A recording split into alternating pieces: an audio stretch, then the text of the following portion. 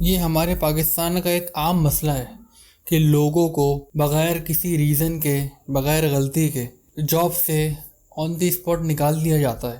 جن لوگوں کو فوراً جاب سے نکال دیا جاتا ہے اور ان کے ساتھ یہ مسئلہ ہے کہ اپنا وقت بہت ضائع کرتے ہیں، بجائے اس کے اپنے آپ کو گروم کریں، اپنے آپ کو ویلیوبل بنائیں۔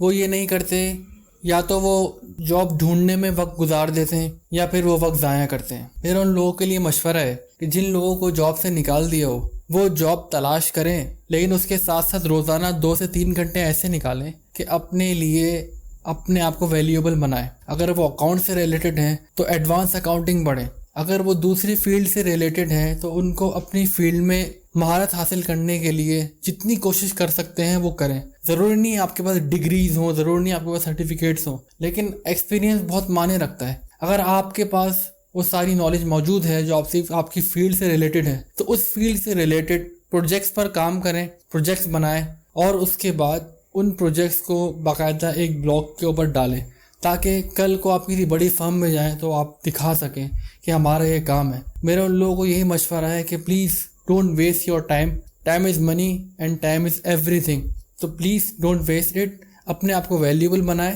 اور جتنا ہو سکے اپنی فیلڈ میں ایکسپرٹ بننے کی کوشش کریں۔